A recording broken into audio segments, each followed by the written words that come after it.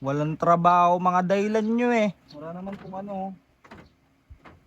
Yan lang tutuwid lang ng konti dito. Sa highway rin mga perwisyo ang mga e-bike na yun eh. Sasabihin bike lang. Pero mga nasa highway.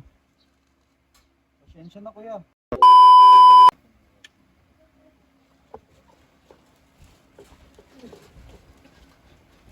Putik na yan. Hoy! Sorry kuya. Ano yan? Nagloloko kasi tong ano eh. E-bike ko.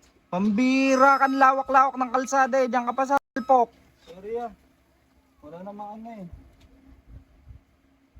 3 wheels na nga dala mo, bumabang ka pa. Lalo pag nag 2 wheels ka. Nagloloko kasi eh. Pasensya na. Halika nga dito, halika dito. Kapon ko pa kasi inaayos to eh. Tagasang ka ba? Taga dyan lang po sa kabilang ano, street. Eh bakit binabang mo tong tindahan ko? Hindi nga po, nagloko lang kasi ano, yung e-bike. Dapat pag ganyan, pinapaayos mo. Kaya nga po ako nag-ayos nito kahapon eh, hindi ko naayos. Pambira ka, natutulog ako eh. Hindi, O paano yan? Bayaran mo yan. Wala naman po eh. Wala namang ano eh. Yung e-bike ko pa nga po na ano. Gas-gas dito, tapos uyupe. May ano ka ba? Lisensya? Ay, wala pa po kuya eh. Kasi e-bike lang naman to eh. E-bike. Ganyan lagi dahilan nyo eh.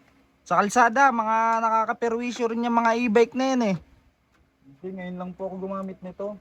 Kasi may bibilin lang ako dito sa ano, kanto. Kaya nga dapat pag dadala kayo niya, may lisensya kayo. Kaya nga po, pasensya na kuya. Pasensya na eh kung pabayaran ko sa yan. Huwag naman kuya kasi wala naman akong trabaho ngayon eh. Walang trabaho mga dahilan nyo eh. Wala naman kung ano. Yan lang tutuwid lang ng konti dito. Sa highway rin mga perwisyo ang mga e-bike na yun eh. Sasabihin bike lang. Pero mga nasa highway. Pasensya na kuya. Pasensya na. Pasensya na po. Okay na ba to kuya? Hindi naman na ano eh. Hindi na ano. Tingnan mo nga, nagalaw ah. Hindi, natanggal lang ano pa ako. Ito, medyo umangat.